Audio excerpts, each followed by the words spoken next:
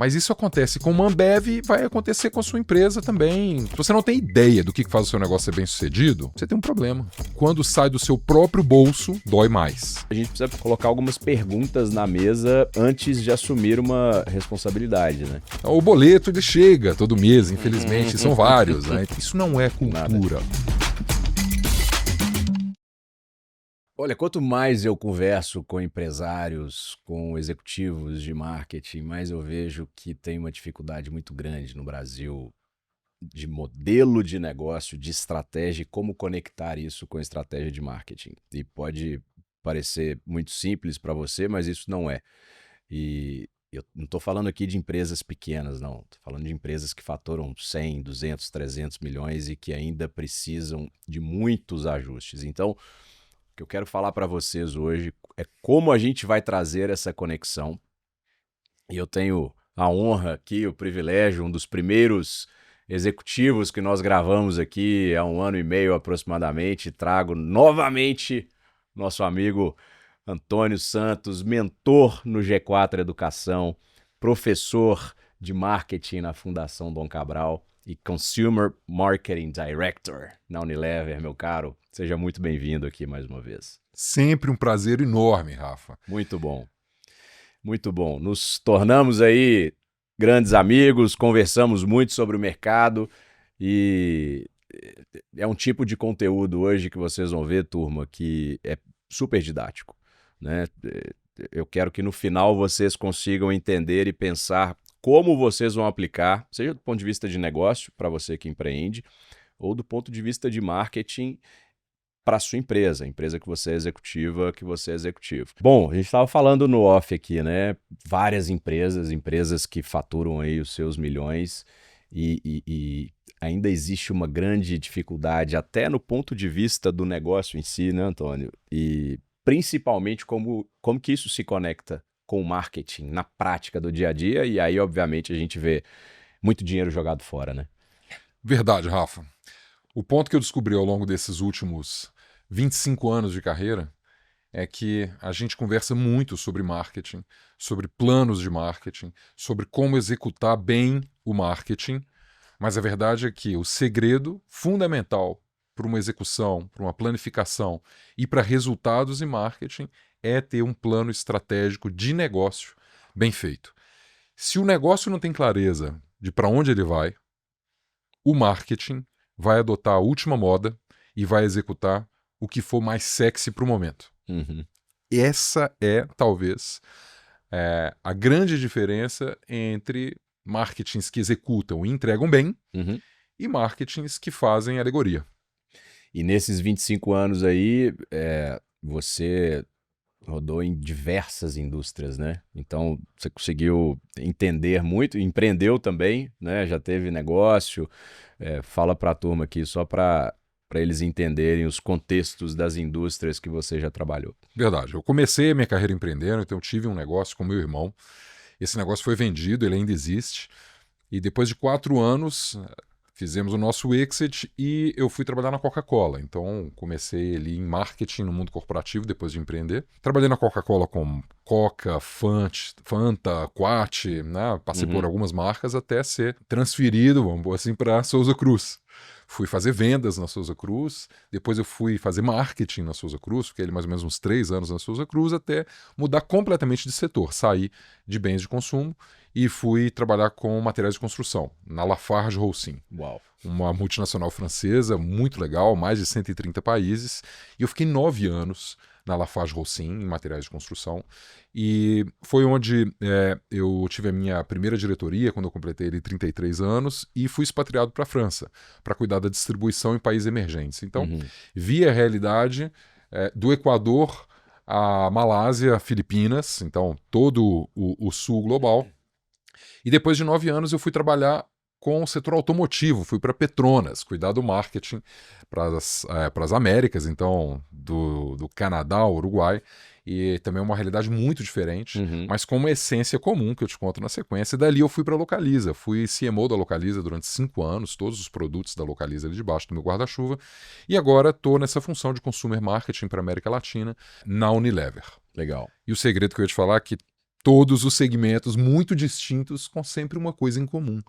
Sempre tem um cliente por trás que precisa ter suas dores compreendidas e sanadas e, obviamente, planos de negócio mais bem feitos ou menos bem feitos, levando a um marketing mais potente ou menos potente. Boa, então vamos começar falando disso, Antônio.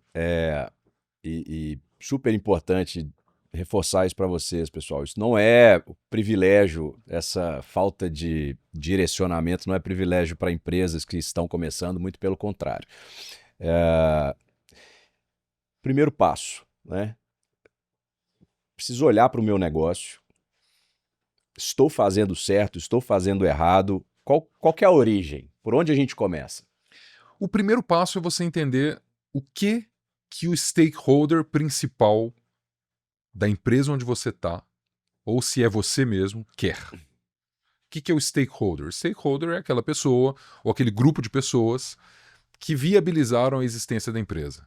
Sejam investidores, fundadores, ou alguém que teve a ideia para o desenvolvimento de um produto, de uma patente, o que quer que seja. Quem que é esse stakeholder que direciona a empresa sobre um ponto de vista existencial?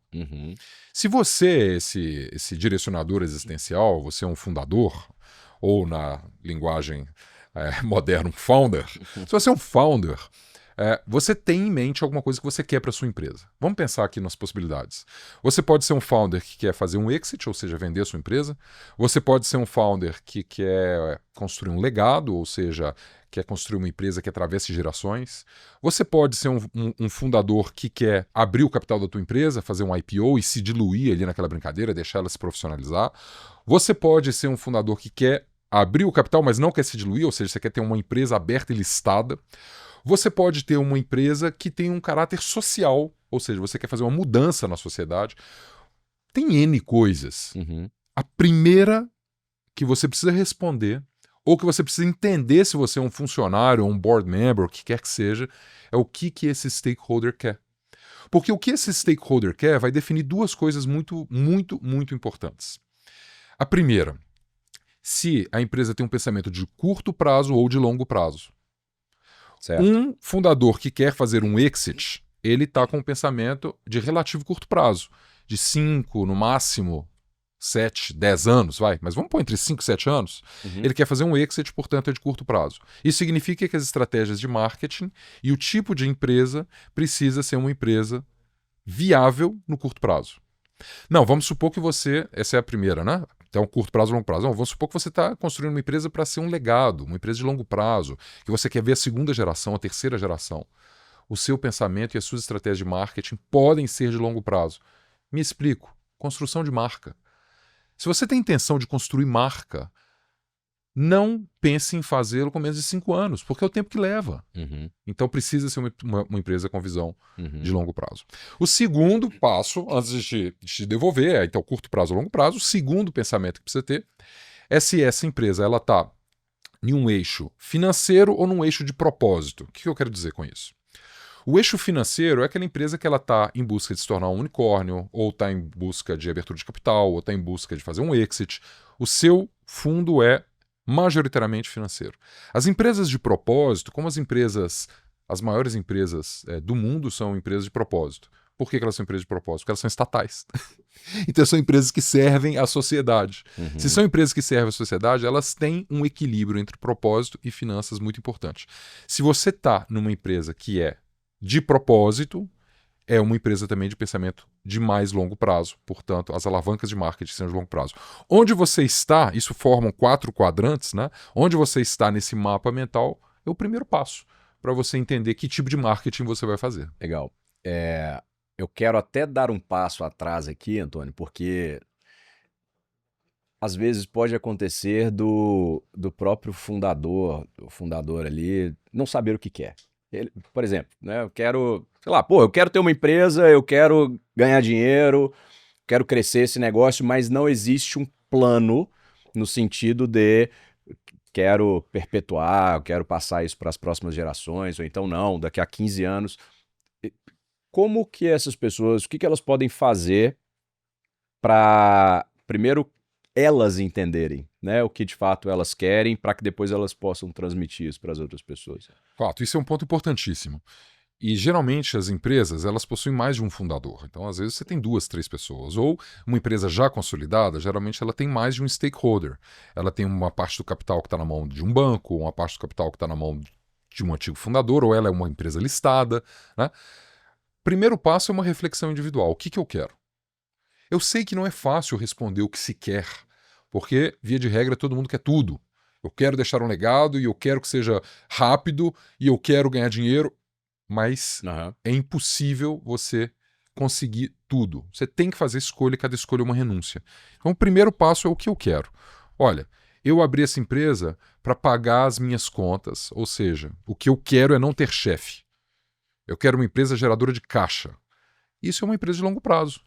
Você vai substituir, talvez, um vínculo empregatício por empreender. Esse tipo de pensamento te leva a um pensamento de longo prazo. Então, o primeiro ponto é a reflexão. O que que eu quero efetivamente? Por que que eu abri essa empresa? Às vezes você abriu uma empresa porque você não tinha outra opção, você não conseguiu passar a ser empregado por ninguém. Maravilha! Tá aí mais uma solução de médio e longo prazo. Você vai ficar no mercado de empreendedorismo. O segundo passo é combinar o jogo. Legal. Combinar o jogo com o teu sócio. O que que teu sócio quer? Porque o principal fator de fracasso das empresas, a gente acha que é o mercado, a gente acha que é uma falta de regulamentação específica, a gente acha que é um ambiente econômico, um ambiente político. Mas você sabe que, na real, é desalinhamento entre sócios? Loucura, né? Um quer uma coisa, o outro quer uma outra coisa, uma outra quer uma terceira. Isso, numa metáfora simples, é um barco que está sendo remado em direções distintas por todo mundo que está dentro dele. Receita infalível para o fracasso. Sócio brigando é receita infalível para o fracasso. Não é que sócio não pode discordar, sócio tem que discordar, mas a visão tem que ser uma só e a discordância deve ser sobre como chegar lá e que vença o melhor argumento. Eu vejo no dia a dia, assim, quando eu converso com alguns sócios, né, eu tenho excelentes sócios e muita gente pergunta, cara, não é possível, porque vocês se dão muito bem, vocês se entendem muito, me fala o que aconteceu, qual que é a receita. Eu falo, cara, eu tenho receita, eu não... Acho que tem um pouco de tudo, de sorte, de vários outros elementos, de caráter, de perfis diferentes e complementares, mas até com a gente não aconteceu isso, no sentido de quando nós nos juntamos e lá com o Neil Patel também, cara, a gente nunca teve essa conversa lá atrás. E isso é muito frequente, né, cara? Tipo, a turma junta por ou afinidade, já se conhecem, porra, conheço aquela pessoa, o cara foda, muito bom, então a gente vai abrir um negócio e a gente vai fazer isso, beleza, vambora. E aí abre, e aí cria ali um produto, entende uma dor do mercado e toca o pau, né? E anos depois... Vai ter essa conversa. Exato. E olha, começar dessa forma tá tudo bem. Tem uma pirâmide do professor Lencioni, que é uma pirâmide que fala sobre as falhas ou os erros dos times que não conseguem performar bem. Essa pirâmide do Lencioni, quem quiser jogar no Google aí vai achar facilmente, ela tem na sua base a confiança. Então tudo bem se iniciar uma sociedade com base na confiança. É realmente o que deve fundamentar as relações. No entanto, a base não é suficiente para você chegar no ápice da relação, que é o compartilhamento de uma visão. O compartilhamento de uma visão para times, né, de alta performance é extremamente importante, mas se inicia na confiança. O quão mais rápido você conseguir acelerar a escala ou a subida nesses diferentes degraus para chegar até a visão compartilhada, mais chance de uma empresa ser bem-sucedida. E quando você pega empresas gigantescas, o maior desafio que as empresas gigantescas têm é o quê? Conciliar a visão. Porque você tem um montão de caciques para todos os lados, cada um com a sua visão. Uma visão, ela tenta se impor sobre uma segunda visão. A quantidade de stakeholders é imensa. Portanto, o principal trabalho de gestão numa empresa enorme é o trabalho de cultura. Porque sem a cultura bem alinhada e a visão bem alinhada, invariavelmente você tem não 2, 3 pessoas remando em direções distintas. Aí você tem centenas de milhares de pessoas remando em direções distintas. Sim. Eu quero falar mais dessa questão de cultura, porque ainda tem uma galera que acha que isso é um pouco balela, isso não existe, e etc. Eu mesmo, no passado, eu não levava muito isso em consideração. Esse ano até recentemente, passei por uns processos aí, uns treinamentos bem interessantes, bem avançados, e eu pude perceber ainda de forma mais intensa, falei, cara, tem muita coisa que a empresa tem determinadas características ali por minha responsabilidade. E pro bem e pro mal também. Então isso para mim hoje tá muito mais claro. Para quem ainda não tem isso de forma esclarecida, Antônio, vamos lá. Como é que a gente pensa o que é esse negócio de cultura, qual é essa relação que precisa ter entre os sócios para se entender isso, e depois como que eu dissemino isso para as demais pessoas, para que isso fique claro, né, das características da empresa e etc. Legal. A gente está enveredando por um caminho aqui, que é um caminho muito interessante, não é o original que a gente ia falar de estratégia, mas eu acho que ele é muito complementar. O que acontece? A cultura, ela possui gradações distintas dependendo do tamanho da sua empresa. Tá? Então, obviamente, é muito mais fácil você ter uma cultura que seja homogênea numa empresa pequena. À medida que a empresa cresce, você passa a ter culturas heterogêneas por unidade de negócio ou por departamento e daí sucessivamente. Mas tem um elemento que é comum às empresas pequenas e às empresas grandes e que você já citou. A cultura, ela é um reflexo da atitude da liderança. Veja bem, a gente confunde cultura com política. Política que eu digo, política salarial, política de benefícios, política de home office ou política de trabalho presencial. Isso não é cultura. Nada. Isso é política, isso é a burocracia, isso são as regras pelas quais a cultura se manifesta. O exemplo que vem da liderança, ele é um exemplo das nuances que o comportamento da liderança emana ou exala. Me explico.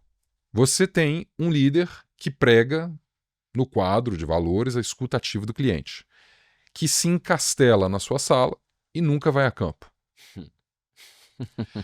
Você tem um líder que prega sobre o uso de tecnologia e o uso de ferramentas para otimização do trabalho, mas exige uma reunião presencial às 8 da manhã todo dia para controlar se a equipe está lá ou não.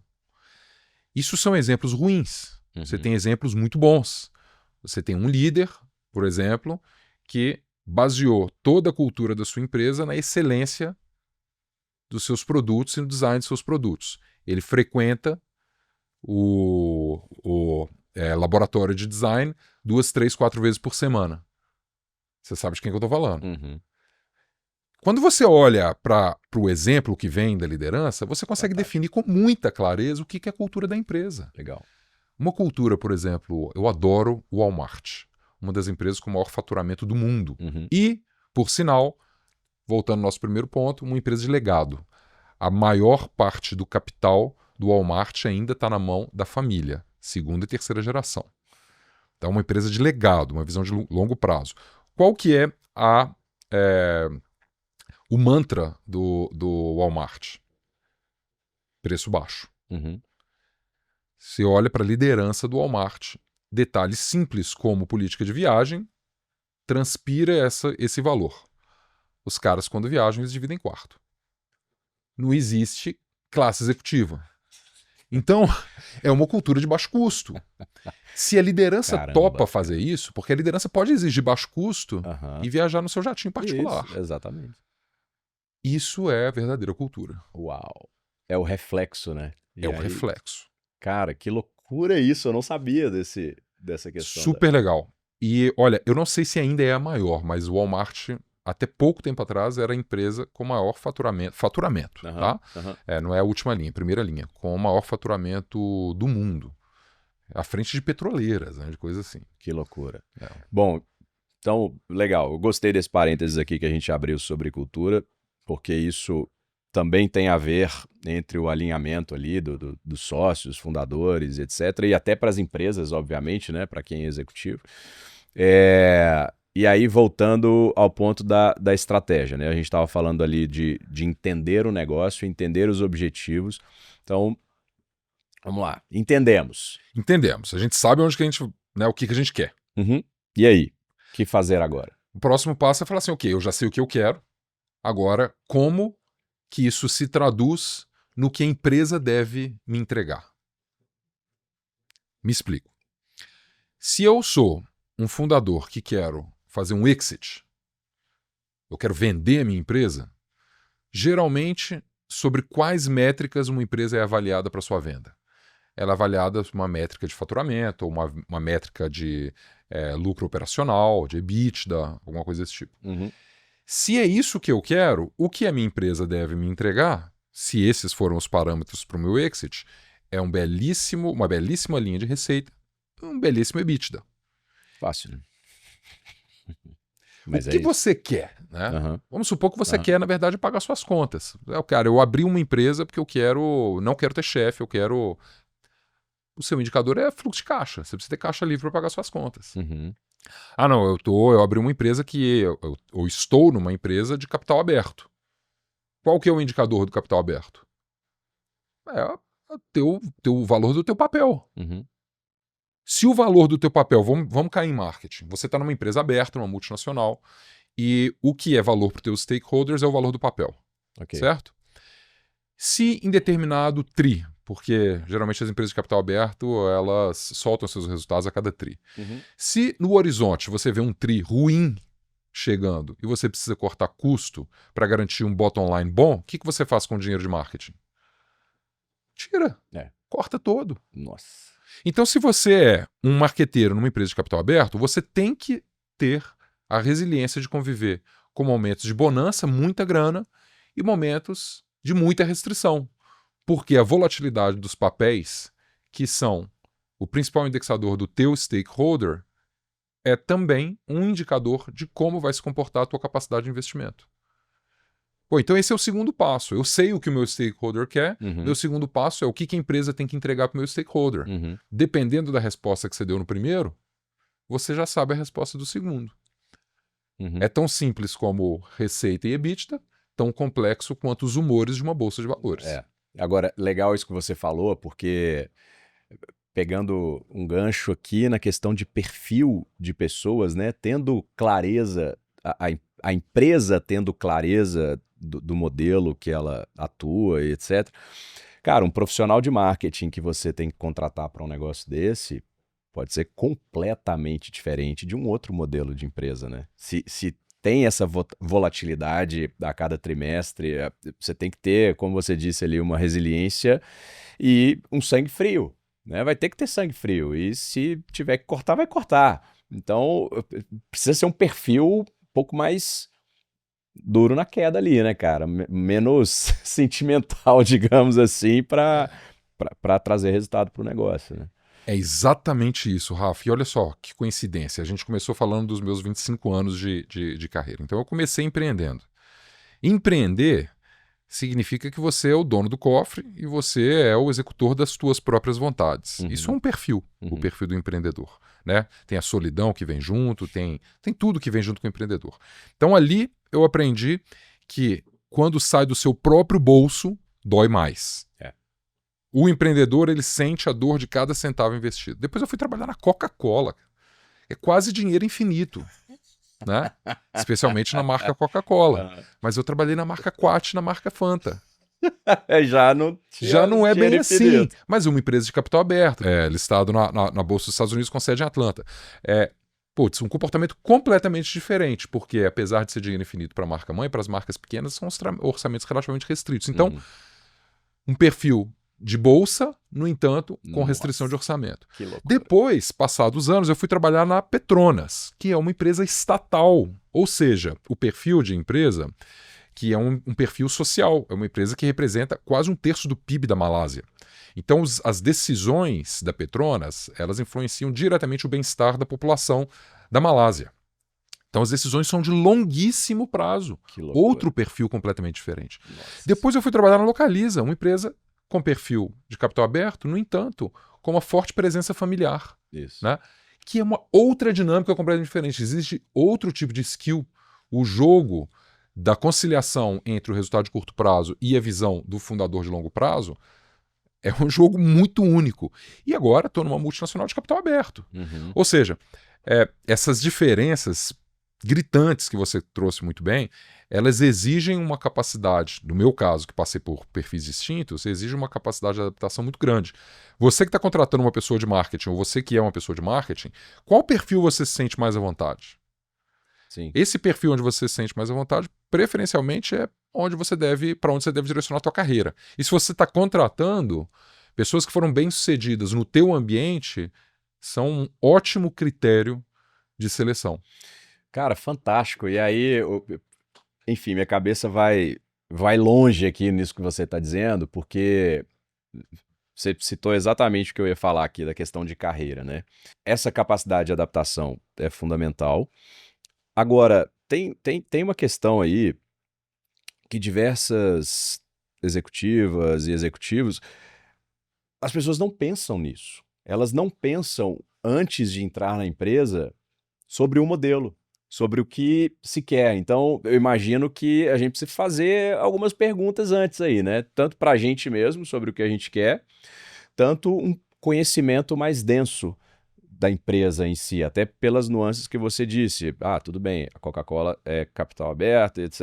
Mas eu tenho ali unidades de negócio que vão ser restritas. Então, a gente precisa colocar algumas perguntas na mesa antes de assumir uma responsabilidade, né? Eu concordo. A gente tem que colocar algumas perguntas na mesa. Tem um problema nessas perguntas, que é um problema que aflige a todo mundo, que são os tais dos boletos, né?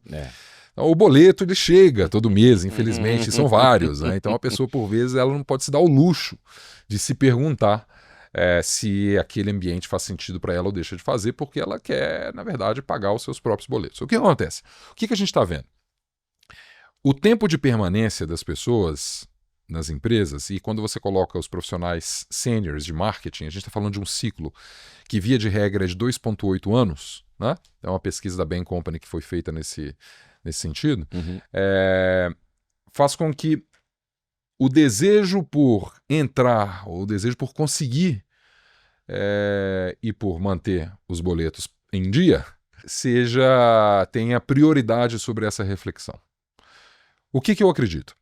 Que se a gente conseguir fazer os dois, a oportunidade é boa e ainda se encaixa com o meu perfil, a chance desses ciclos serem ciclos longevos, com muito resultado, é bem maior. Sim. Mas a gente não pode ser também cínico em dizer que as pessoas não vão fazer opções que, por vezes, são contra o perfil delas, porque elas têm os benditos ou malditos boletos no final do mês. Mas, cara, essa reflexão é chave. Fit cultural com o perfil que a empresa tem e com aquilo que a empresa espera, seja no curto, se for uma empresa de curto, seja no longo, se for uma empresa de longo. Muito bom. Então, estamos aqui na nossa linha do tempo, na nossa jornada, sabemos o que queremos, a cultura está clara, e aí a gente tem o tal do marketing no meio aí que precisa trazer um norte aí para a empresa, precisa vender. E aí, cara, qual que é o papel aí do marketing agora dentro dessa clareza de um bom plano de negócio, de uma boa estratégia de uma empresa? Eu vou te dar uma má notícia. Eu não queria, eu só queria coisa boa aqui hoje, pô. Vou te dar uma má notícia que ainda falta um passo, cara. Ainda falta um passo para o marketing entrar. Antes ainda? Antes ainda, porque a gente definiu o modelo de empresa, a gente definiu aquilo que a empresa precisa entregar para o stakeholder. Tem uma coisa faltando para a gente começar a fazer uma boa estratégia de marketing, que é a tal da estrela norte. O que é a estrela norte? Dependendo do que você escolheu na número 1, sou uma empresa de longo prazo, propósito, portanto meu pensamento é assim, é assado, os indicadores que a empresa precisa me entregar são A e B. Esses indicadores que a empresa precisa entregar, via de regra, eles são internos, ou eles são referentes à performance da organização. Quando eu falo que falta a estrela norte é a materialização do que é a estratégia de execução da empresa. Tá. Quero exemplos Vou te... para ficar super claro. Tangível aí pra turma. Vamos lá, cara. Vamos lá, porque é aqui que a porca torce o rabo, como dizem na minha terra. O que é isso, cara? O que isso significa? Isso significa que, assim, vamos pegar uma empresa que todo mundo, que provavelmente é o ICP aqui do seu podcast, conhece. Meta. Uhum. Né? Meta é o quê? Uma empresa listada, né, em que o principal fundador não se diluiu. Então ele resolveu abrir capital para injetar dinheiro na empresa sem se diluir demasiadamente. Ele continua calling the shots ali dentro. Uhum. Meta é uma empresa que, além de ser uma empresa listada, é uma empresa que tem como seus indicadores principais receita, obviamente, capacidade de investimento, porque é uma empresa de tecnologia que precisa investir constantemente. Então, certo. Receita é uma das coisas principais. Então a gente respondeu a pergunta número 1 e a pergunta número 2. O modelo de empresa é uma empresa de capital aberto, no entanto, de longo prazo, porque o seu fundador ainda está presente ali dentro, que tem um viés financeiro muito mais do que um viés de propósito. E o que ela precisa garantir para que o stakeholder continue feliz é uma receita elevada. O principal indicador dela é CAGR, crescimento contínuo, ano sobre ano de receita. O que é a estrela norte? É o que a empresa precisa fazer para continuar garantindo esse crescimento de receita. E no caso do Facebook, do Meta, Instagram, o que quer que seja, né, como que a gente queira chamar, até hoje eu chamo de Facebook ainda, mas no caso do Meta, eu também. O que rola é que, para ela garantir uma linha de receita, ela precisa vender audiência. Tem que ter gente. Né? Tem que ter gente olhando ali, né? Nos Estados Unidos eles chamam de eyeballs, né? Então, assim, olhos grudados nas telinhas. Você precisa de eyeballs, você precisa de gente. Então, o meu indicador é quanto mais gente eu tenho, mais eu consigo ter audiência, mais eu consigo vender para anunciantes fazerem publicidade, mais eu consigo segmentar, mais dado eu tenho para fazer essa segmentação, portanto, mais eu consigo fazer com que as pessoas fiquem grudadas na minha telinha, criando uma flywheel, um ciclo virtuoso. Uhum.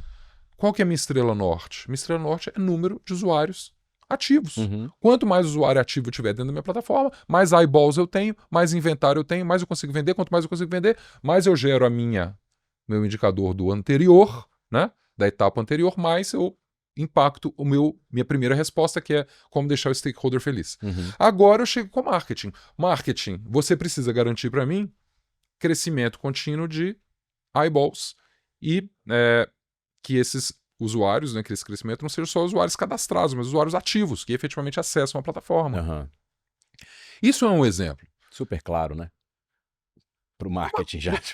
Mas o marketing Super. é isso. Uhum. Você precisa garantir gente entrando, você precisa garantir engajamento dessas pessoas na minha plataforma. Como que vocês vão fazer isso? Pô, toda a tecnologia por trás tem que ser para te manter grudado nessa telinha. Toda a tecnologia por trás tem que ser para te entregar conteúdo que seja relevante para você. Tudo que você fizer tem que estar para te manter feliz, ou feliz ou infeliz, né? Porque a infelicidade também gera engajamento. Mas enfim, para garantir eyeballs de forma que eu consiga anunciar. E viabilizar as minhas outras tecnologias que no futuro vão ter outra métrica, outro indicador, porque eu, Meta, estou num jogo de longo prazo, não estou aqui para abrir e vender na semana que vem. Curti. Algum outro exemplo que fuja dessa questão da tecnologia aí que vem à sua mente? Vamos pegar um exemplo mundano. Tá. Companhia aérea. Comecei minha carreira em companhia aérea. Então, meus primeiros 4 anos, a empresa que eu tive era uma empresa de representação de companhia aérea. E o que acontece, Rafa? Um negócio bem mundano, economia real, jato no ar, velocidade, quanto mais gente, menos tempo em solo, um indicador de performance. Uhum.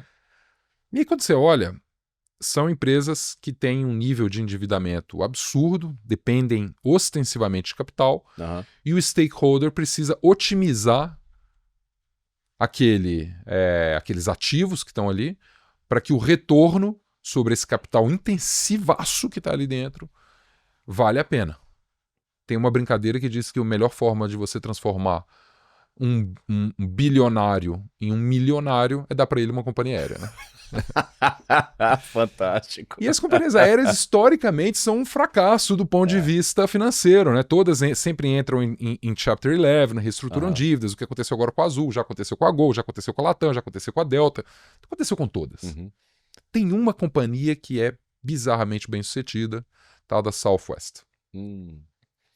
Quem já voou de Southwest sabe que ela pode até nos últimos anos, dada a pandemia, não estar vivendo seus melhores anos, mas que ainda os piores anos da Southwest são melhores do que os melhores anos das outras companhias aéreas. Que loucura. E a Southwest ela é uma empresa que, portanto, tem como indicador da performance da operação ter uma ocupação maior das suas aeronaves, portanto, remunerar melhor o ativo do que os seus concorrentes. Cara, como que eu faço isso? Qual que é a resposta óbvia para a companhia aérea? Como que eu faço para ter mais gente, ter meu voo mais lotado e não voar com cadeira vazia? Joga o preço lá embaixo. Joga o preço lá embaixo. Promoção o tempo todo. É um jogo de preço, concorda? Porque a companhia aérea, no final do dia, é o quê? Commodity. Tem uma diferenciaçãozinha aqui ou acolá. A Latam, no Brasil, é a única empresa que oferece uma classe premium economy nos voos domésticos. A outra oferecia salgadinho limitado. Cara, no final do dia você vai comprar mais barato. O que a Southwest fez? Ela entendeu profundamente o seu cliente. E o que ela descobriu? A grana no mercado norte-americano está majoritariamente no cliente que viaja a negócio. Não está no cliente que viaja a lazer. Então ela se posicionou muito claramente. Olha, eu preciso garantir que meu cliente que viaja a negócio esteja mais feliz comigo do que com as outras empresas. Porque esse é o cara que compra com menos antecedência, que paga mais caro. E esse é o cara que tem um objetivo muito claro. Tem que chegar na hora. Tem que chegar na hora. Que louco, cara. Quem vive na ponte Rio-São Paulo, Belo Horizonte-São Paulo, etc., sabe disso. Você quer chegar na hora porque você tem uma agenda cheia de compromisso, você quer ir embora na hora porque você quer ir para casa. Qual que é a estrela norte da Southwest? Pontualidade dos voos. O cliente de negócios norte-americano já sabe que a Southwest ela é mais pontual, portanto ele acaba preferindo, mesmo que em pé de igualdade ou ligeiramente mais caro. Ele vai pagar. Ele vai pagar. Ele tem certeza que ele vai sair e vai chegar.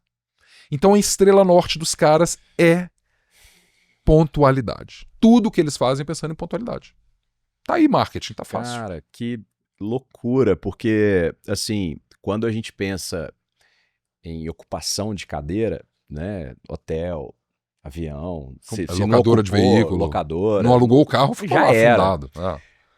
Mas é muito mais fácil, óbvio, né, a gente ir por esse lado.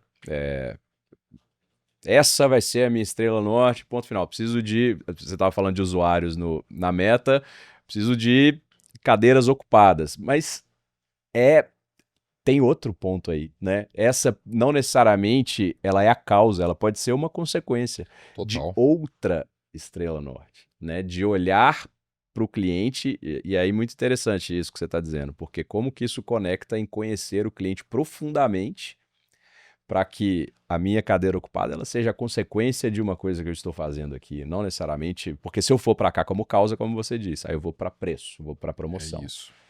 E lembra, Rafa, que tem uma pirâmide, que é uma pirâmide fundamental na definição da estratégia de qualquer empresa, que é uma pirâmide cuja base é preço, o topo ou cume é valor. Onde você posiciona a sua empresa, se é uma empresa que está na linha de preço, como Walmart, ou na linha de valor, como Whole Foods, por exemplo, para fazer um contraponto ao Walmart, ou como Southwest, é muito importante para a definição da sua estrela norte. Porque você pode ser tão básico como, cara, eu vou ganhar esse jogo sendo mais barato, portanto um jogo de escala, é um jogo... Ou não, eu vou ganhar porque eu entendo profundamente o meu cliente e vou oferecer para ele valor. Lembrando que é uma pirâmide. Tem muito mais gente disposta a pagar mais barato e muito menos gente disposta a pagar valor. Para essa conta fechar, o valor que você consegue, que você deveria ser capaz de extrair dos teus clientes, deveria compensar sobremaneira o spread entre preço e valor. Qual o pior lugar para você ficar na vida? No meio. Você não é nem um player de preço, nem um player de valor. É o que acabou acontecendo com a Ambev há uns tempos atrás, que eles conseguiram reverter brilhantemente. Chegou num ponto que a Ambev, com suas marcas tradicionais, Skol, Brahma, Antártica, etc., se viu lutando com players de valor, as cervejas artesanais, por cima, e lutando por baixo com empresas de preço.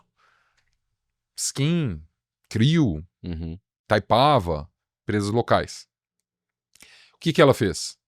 Ela não só comprou as de cima, em alguns casos incorporou, em outros casos matou, como estender o seu portfólio para ter produtos de valor, né?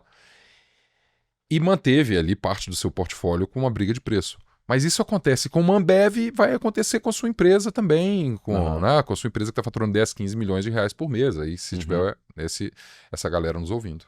Antônio, tem alguma pergunta que as pessoas precisam se fazer para entender qual que é exatamente a Estrela Norte, além do que você já nos trouxe aqui, do ponto de vista de negócio, dos stakeholders? Tem alguma outra coisa que pode ficar claro para a turma?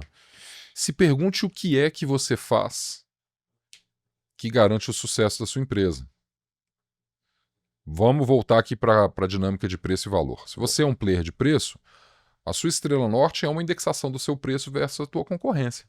Você precisa estar quantos por cento abaixo? Qual que é a tua âncora? Eu tenho que ser 1% mais barato, tem que ser 2% mais barato. Você vai ter que pesquisar o preço da concorrência o tempo todo. Ok.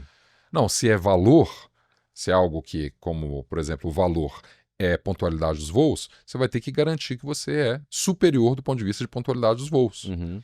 Então, o que é que faz o seu negócio ser bem sucedido? Se você não tem ideia do que faz o seu negócio ser bem sucedido, você tem um problema. Porque você está navegando na sorte.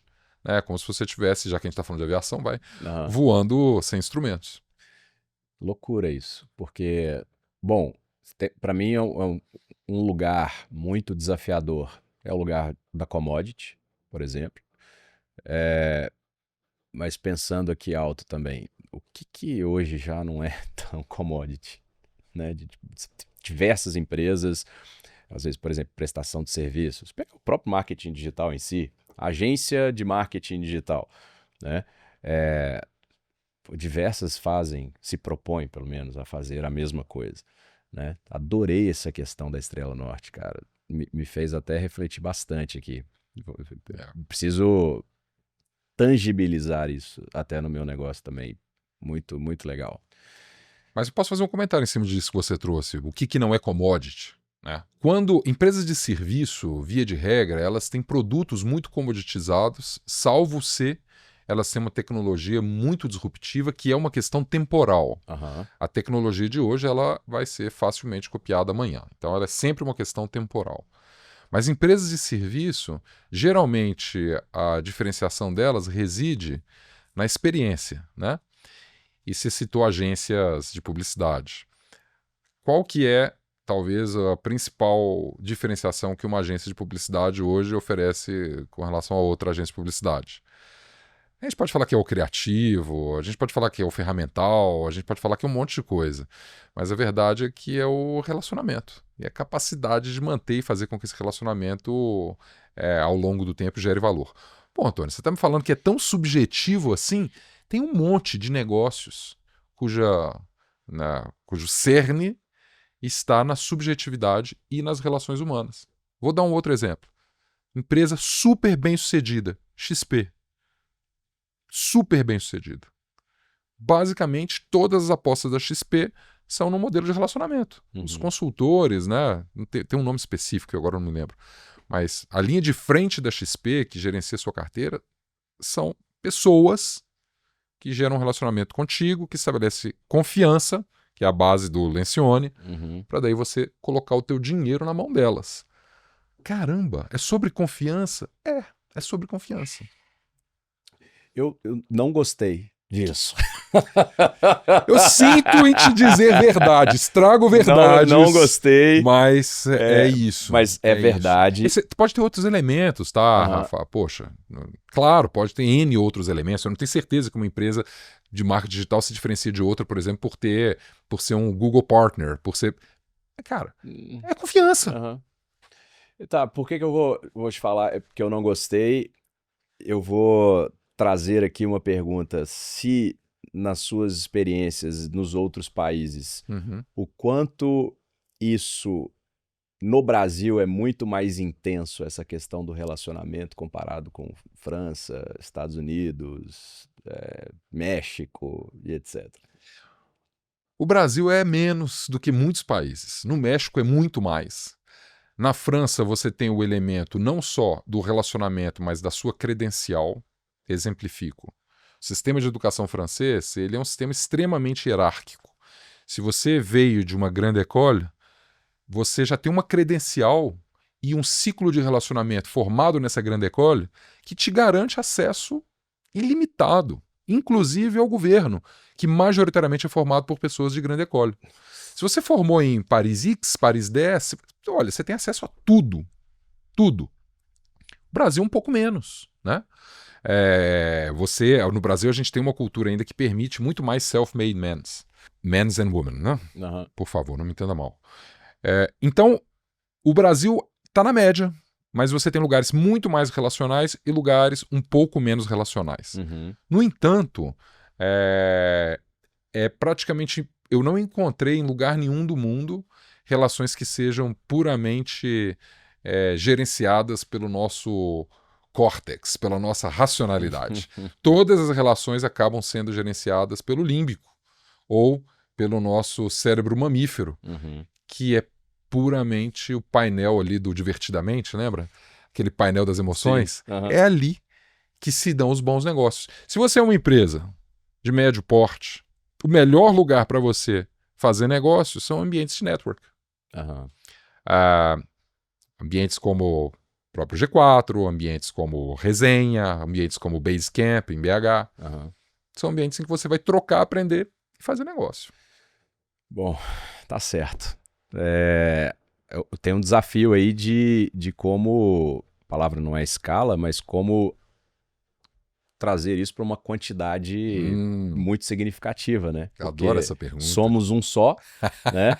E eu preciso, então, a minha estrela norte pode ser que seja a confiança, essa pergunta. Mas eu estou aqui conversando com você e não estou agora em outro lugar. E aí, como que eu me torno, como que eu cresço 10 vezes mais? Né, só com base no relacionamento, né? Muito bem, a resposta para isso é uma resposta nada fácil. Por que acontece? Não, então vou... chega, cara. Se fosse fácil, todo mundo era bilionário, Rafa. Se fosse fácil, tava todo mundo, né, andando de helicóptero. Cara, o que acontece? A cabeça do fundador, que é o que você acabou de trazer aqui agora, é a cabeça tradicional de todo mundo, vê o modelo comercial como se fosse um modelo 1 para 1. Eu, que faço a minha prospecção, que sou a cara da minha empresa, preciso me relacionar com outras pessoas e eu sou essa ponte de contato. Empresas que precisam fazer relação, pessoal, elas precisam ter um modelo invertido do 1 para 1. Todo mundo na empresa precisa ser um pouco comercial. Vou voltar na XP. Não é o Benchmall que está fazendo relação com as pessoas. Por mais que no começo ele deve ter feito várias. Fantástico. Mas todo mundo dentro dessa empresa tem o dever de se relacionar. Fantástico. Então você pode ter um modelo extremo como XP, como Prudential, como, sabe, que você multiplica e cria uma rede de relações. Mesma coisa deve acontecer com agências de publicidade. Ou você pode ter modelos de crescimento que a relação se estabelece pela marca. Basicamente, a gente tem 3 modelos de crescimento. O que eu chamo de Product-Led Growth, Marketing-Led Growth e Sales-Led Growth. O Product-Led Growth, a relação se dá com o produto. O produto é tão bom, mas aí não é empresa de serviço, mas o produto é tão bom que você se relaciona com ele, não precisa nem fazer muito trabalho de disseminação, porque eu vou indicar para o meu círculo de conhecidos esse produto. Quando você começou a usar Instagram, tinha alguma... Você viu o que na Globo? Um vendedor que te ligou, né? Exato. Então, tem esse aplicativo aqui, você pode... Não. Foi. Então, isso explodiu, né? Explodiu. É um Product-Led Growth. Agora, quando você tem um Marketing-Led Growth, uma empresa como Unilever ou Coca-Cola ou que seja, a marca é que faz o papel do relacionamento. Você se relaciona com a marca, você se identifica com a marca está nos ambientes que você frequenta, nos ambientes que você gosta, no show que você está indo ver da sua banda favorita. Experiência. A marca faz esse papel que você está me perguntando. Já numa empresa que vende produtos de ciclo mais longo, como uma agência de publicidade no seu caso, é uma Sales-Led Growth. Ou a XP, é uma Sales-Led Growth. É gente conversando com gente. Gente conversando com gente, você precisa, para crescer exponencialmente, multiplicar a quantidade de gente conversando com a gente. Adorei, porque aí volta... Bom, primeiro no que nós queremos, né? O que eu quero, por exemplo, para o meu negócio. A questão da cultura, a questão das habilidades das pessoas, né? Então, qual é o tipo de pessoa que eu vou trazer para o meu negócio, né? As pessoas que estão diretamente conectadas, que conversam com o meu cliente, né? E aqui a gente não pode restringir só a um setor de atendimento a clientes, que isso é muito óbvio, né? Mas, por exemplo, eu tenho um departamento financeiro que conversa com outros departamentos financeiros. Se eu preciso disseminar isso em todos os cantos da minha empresa, né? Todos os pontos de contato com o meu cliente, não interessa qual departamento seja, eu preciso seguir nessa linha de confiança, então. Em absoluto. Muito legal. Exatamente. Eu recentemente estava conversando com as pessoas lá no trabalho e a gente está, enfim, reformulando o marketing, algumas coisas, e aí foi muito legal. Eu tive uma conversa com o nosso diretor de marketing recentemente, e a Luísa, nossa chefe de produtos, eles me fizeram a mesma pergunta. O que você quer? Que é fantástico, que você falou no começo. E tem um livro, cara, que é esse aqui, para quem está nos escutando aí, ele se chama The Trusted Advisor. E aí, quando você tá falando isso tudo aí sobre confiança e etc. Cara, já me veio esse livro de cara. E eu lembro que eu respondi isso pra Luísa. Eu falei, olha, o que você quer? Eu falei, eu quero isso. Só isso. Porque bom, enfim, é uma coisa minha mesmo. Cara, eu quero relacionar com as pessoas que eu consiga ajudar de alguma forma e fazer com que elas confiem em mim e que eu confie nelas e que a gente tenha uma boa relação e que se isso virar uma relação comercial no futuro, que vire, e se não virar, também que não vire. Então, pô, fantástico esse norte que você trouxe, essa estrela norte. Gostei. Posso fazer um comentário sobre o Trusted Advisor? Cara, eu adoro esse livro. Eu adoro. Fala. E ele coloca as relações também numa escala, né? Isso. E essa escala de relações é ótimo pra gente mensurar em que pé está a nossa interface comercial. A primeira etapa da relação é eu te procuro para tentar te oferecer alguma coisa. Então, assim, é a relação mais básica, assim, uma relação, ela é cercada de desconfiança. A segunda etapa da relação é eu te encontro pra gente fazer negócios. Ou seja, você tá me procurando, eu tô te procurando, a gente se encontra, ali você já tem uma relação que ainda tem desconfiança, mas ela já é uma relação muito mais rica. A terceira etapa é uma etapa em que eu te procuro para fazer negócio. Se eu te procuro, eu já tenho uma relação de confiança contigo e já estou querendo estabelecer alguma coisa. Agora, a última etapa, a do Trusted Advisor, eu te procuro para fazer negócio ou não para fazer negócio. Eu te procuro para trocar, porque eu acho que o valor que você é capaz de aportar para mim, além do negócio, ele merece ou ele é merecedor de uma relação quase que pessoal. Se você chega nesse nível com o teu cliente, em que ele te procura para falar de coisas que não tem nada a ver com o teu negócio, amigo, qualquer porta que você precisar abrir, ela não terá tranca. Fantástico, cara. Nossa, matou a charada, cara. Agora eu tô feliz. Você me deixou chateado. Finalmente, depois de duas chateações. E a gente nem falou de marketing. Marketing começa agora. Agora vai começar o marketing. Agora começa marketing. Tá claro, definimos isso, temos a Estrela Norte. Agora é hora do departamento de marketing entrar e fazer acontecer. Mas para ele entrar, e aí? Qual que é o primeiro passo? O primeiro passo é ele pegar tudo isso que a gente falou, obviamente, todo o conhecimento de mercado, tudo que está acontecendo, etc, etc. Mas pegar todas essas definições que são internas, juntar com todas as definições que são externas, né? Onde está o meu cliente, como está meu cliente, conhecer ele profundamente, etc, etc. E aí sim eu começo a colocar de pé um plano que é um plano tático. Quais ferramentas eu vou utilizar, se eu vou estar jogando um jogo de CAC, um jogo de LTV, se quiser eu posso clarificar isso, o tipo de investimento que eu vou fazer, né? Se é investimento em performance, se é investimento em branding, se eu vou... Você define com muita clareza o que você precisa para executar, de acordo com todos esses elementos que a gente trouxe ali em cima. Por favor. Tenho uma dúvida, desculpa te interromper. Você falou do tático, é hora do como. Mas Era o do como. marketing não entra na estratégia? Isso é um planejamento, então, estratégico de marketing ou isso é um planejamento tático de marketing? Ahá, essa é uma ótima pergunta. Porque geralmente, o que a gente vê? A gente vê os gurus de marketing falando das estratégias incríveis que eles colocaram, que viralizaram, que não sei o quê. Isso é o como. O marketing precisa participar dessas discussões lá no começo. O fundador, que não precisa ser um marqueteiro, mas ele precisa ter uma mente de marketing para colocar a empresa em sintonia com o que o cliente quer, dentro de uma escala de valor e preço, dentro de uma escala de curto ou longo prazo, sabendo exatamente que tipo de interação ele vai ter com os seus principais stakeholders. Essa cabeça de marketing, uma cabeça de aderência da empresa ao mercado, ela é papel do marqueteiro também. Legal. Só que depois de passada todas essas etapas, que são realmente o pensamento estratégico da empresa, o que diferencia ela, qual indicador como estrela norte você vai usar para capturar essa diferenciação, tudo isso é um pensamento de marketing, que pode ser usurpado por qualquer outra cadeira, infelizmente, mas é um pensamento de marketing, porque leva em consideração o cliente, o produto, leva em consideração tudo. Boa. Mas até aqui foi uma construção estratégica. Boa. A partir daqui passa a ser uma execução, uma construção execucional. Ok. Boa. Então, vamos executar. Vamos executar. Entendemos aí. Como que a gente começa a executar? Começa respondendo aquelas 3 perguntas que a gente falou agora. Eu sou uma product-led, uma marketing-led, uma sales-led. Ok. Se eu sou uma marketing-led, eu sou uma empresa que vai investir de forma ostensiva em comunicação, em criar marca.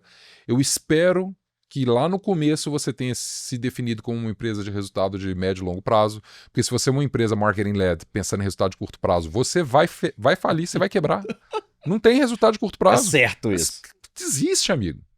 Desiste.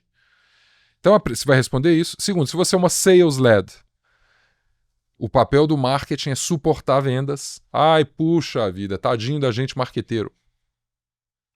É o que é. Uhum. O papel é suportar vendas como? Suportar vendas com leads, suportar vendas com eventos, suportar vendas com posicionamento, suportar vendas para fazer precificação correta, mas o seu papel é de bastidor, porque a linha de frente é do time comercial. E se você é uma product-led, você vai usar todas as competências de marketing para desenvolvimento de produto para que o seu produto fale por si. E aí, cada uma delas tem um ferramental específico. O ferramental, por exemplo, de uma product-led é muito freemium, é muito performance. Performance que eu digo não só a performance tradicional do Google Keywords, não. Performance de onde esse produto vai estar encontrado. É sobre UX e CX da veia, que são competências de marketing. Então, obviamente sobre member get member, né? Como que você faz para que um indique o outro. Todas essas ferramentas vêm a reboque. Pega o guru de marketing que está falando com você. A moda agora é ABM, Account Based Marketing. Uhum. Esquece isso. Porque isso pode não ter absolutamente nada a ver com todas as etapas anteriores. Você só vai definir se é um Account Based Marketing se você for uma Sales-led Company. Uau. E se realmente a tua linha de frente estiver pronta para fazer relacionamento com o cliente de maneira muito cirúrgica. E aí você, como marketing, precisa fazer o quê? Você precisa ter um CDP foda. Você precisa ter um CRM foda para poder viabilizar um account-based marketing. Que louco. E tá resolvido do ponto ferramental. Aí qual que é a próxima etapa? Beleza, como que eu pago essa coisa toda? Porque isso tudo precisa dar ROI, né? Mas eu só comecei a falar de ROI agora. Tipo, cara, quanto que dá para eu investir, para eu adicionar na minha linha de custo, que vai vir de marketing, e ainda assim fazer com que esse ciclo todo seja um ciclo positivo.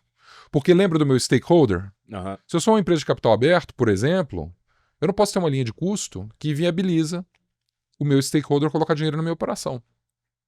Se eu sou uma empresa de cunho social, uma empresa de longo prazo, de cunho social, eu tenho que viabilizar a minha cadeia inteira. Eu não posso gastar toda a minha grana em comunicação, sendo que isso inviabiliza o meu impacto na minha sociedade. Você está entendendo? Tipo, assim, o ferramental ele deriva dessa coisa toda. Entendi. Agora, você comentou, né, trazendo o caso específico aí do sales-led. O marketing, como você disse, se alimenta comercial. Esse é o grande objetivo do marketing, né? Geração de leads e aumento de prospecções aí, o que quer que seja. Agora, me deu uma bugada aqui do ponto de vista de perfil, Porque quando a gente olha para uma agência, por exemplo, você tem pouquíssimas grandes agências têm, por exemplo, um departamento comercial atuando, né? É muito pela veia do relacionamento Sim. ali do diretor da conta, né? O diretor de atendimento. Como é que você enxerga um cenário ideal? Porque eu tenho isso, eu sou vendas, cara. Apesar de respirar marketing, ter uma empresa de marketing, mas eu adoro vendas e eu sempre penso em vendas, eu tenho time de vendas, é tudo muito estruturado, mas eu tenho isso separado, assim. O marketing alimenta vendas, eu tenho vendas até aqui e depois tem o perfil do atendimento ali que vai conversar com esse cliente. Como que a gente trabalha o perfil das pessoas que estão ali em contato com os nossos clientes em casos de empresas que são sales-led? Tem que dividir, não tem? Elas têm que ter um mesmo perfil parecido, um perfil mais agressivo, mais comercial, mais de relacionamento? Como que acha esse equilíbrio aí, Antônio? Esse é um equilíbrio, um ajuste fino da operação, que não é um ajuste fino fácil e nem é um ajuste fino único. O que eu quero dizer com isso? À medida que a empresa cresce, à medida que a empresa entra em diferentes segmentos, etc., ela precisa constantemente reajustar esse perfil. Uhum. Mas o que é extremamente importante? A sua primeira pergunta aqui da nossa escala estratégica aqui, que é que tipo de empresa que eu sou? Né? Vamos supor que você é uma empresa que tem forte apelo social. Vamos supor que você é uma petroleira na China que recebe um aporte enorme do governo para reinvestir na sociedade chinesa. Qual o perfil de um sales lead desse tipo? Uau. É alguém que vai conseguir conversar com a sociedade, então uma pessoa com caráter político, uma pessoa com um Massa. bom relacionamento. A gente foi lá para as maiores empresas do mundo, empresa chinesa de petróleo, Isso é fantástico. número 2 porque ou número 3 em faturamento no mundo. Vamos pegar uma empresa agora pequenininha, uma empresa que está se estabelecendo aqui.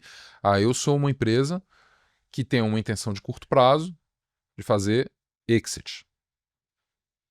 O que eu vou fazer? Que perfil que eu vou colocar na minha sales lead? O perfil da sua empresa sales lead ele tem que ser extremamente aderente a mercados já consolidados em que você vai fazer uma brincadeira de rouba-monte. Uhum. O que isso significa? Se a minha empresa é de curto prazo, eu não vou educar o mercado com uma coisa nova. Eu vou trazer alguma coisa que já existe, tentar capturar o máximo de clientes possível. O que é um perfil aderente? Provavelmente gente que já trabalha dentro desse setor há mais tempo, que já tem uma carteira própria e que já sabe se relacionar ali dentro. Você vai comprar talento. Sim, Pô, você tem perfis que são intermediários, né? Então, empresas que estão em expansão e navegando num oceano azul, coisa que não existe ainda. Uhum. Que perfil que você vai trazer? Você vai trazer um perfil inquisitivo, um perfil curioso. Aquele que vai sentar na frente de um cliente, em um ambiente de network, e vai, em vez de bombardear ele com soluções, vai bombardear ele com perguntas que ele vai adorar responder, porque não tem uma coisa que muda em cultura nenhuma, tem uma coisa que não muda em cultura nenhuma, que é o fato de que as pessoas adoram falar sobre elas mesmas. Então, o bom perguntador, ele sempre faz sucesso. Correto. Então ficou claro essa questão do direcionado a produto, direcionado a marketing, direcionado a vendas. Temos aí a questão do ROI, da grana. Então precisamos definir, baseado nisso, Isso, o o que eu consigo dinheiro, pagar, o que eu exato. consigo pagar e qual vai isso. ser o retorno em cima disso. Ah, Beleza. E aí? Qual é o próximo passo em cima disso? Faltam duas coisas. A primeira coisa é uma coisa que não é fácil, mas que é muito necessária. Que na verdade se divide em duas. Tô deixando o negócio ainda mais complexo, mas vamos lá. Você olhou então tudo isso, você chegou no ponto de escolher o que você vai atacar, quanto você tem de grana para investir, e aí você se vê tomado de dúvidas, porque você tem várias opções de ferramentas, de investimento, etc. Você precisa fazer um exercício que é um exercício de escolha entre o que fazer e o que não fazer. E daquelas que você escolher fazer, o que fazer primeiro e o que fazer depois. Ok. Priorização e ordenamento. Por que isso é muito importante? Porque você precisa, de certa forma, acelerar uma curva de aprendizado que quando você dilui demais os seus recursos numa curva de aprendizado, você acaba não aprendendo nada. Uhum. Então você escolher 3, 4 ações que você vai levar adiante e em qual ordem você vai colocar essas ações é fundamental. Então esse é o primeiro passo. Um plano bem detalhado de execução. Ok. Escolhendo claramente quais ferramentas vão ser priorizadas e em qual ordem. Tá. Isso é a primeira etapa. A segunda etapa é um segredinho do marketing. Esse segredinho ele é um segredinho que não pode ser esquecido de forma alguma. Tudo que você fizer, lembra que no final do dia, por hora, porque daqui a pouco a gente vai estar num modelo comercial muito diferente, mas por hora você tem uma pessoa por trás. Uhum. E as pessoas, elas vão esquecer o que você fala, vão esquecer o que você faz, mas elas nunca vão esquecer como você faz elas se sentirem. O marketing deve estar recheado de coisas para fazer com que as pessoas se sintam de alguma forma com relação àquele produto, àquela empresa ou àquele time. Uhum. Se você consegue fazer as pessoas se sentirem no marketing corporativo bem, você tem uma chance enorme de sucesso.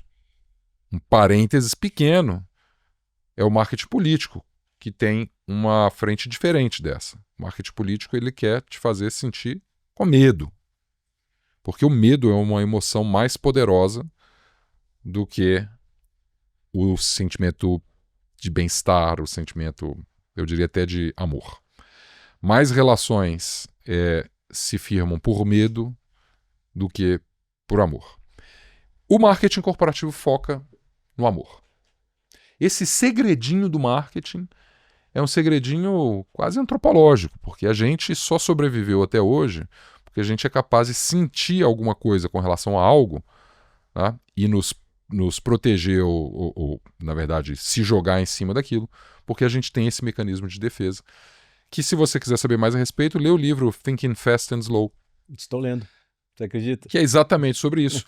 O fast é a sua reação instintiva, o slow é a sua ferramenta de reflexiva, mas se você consegue combinar os dois, é o segredo número 1 do marketing.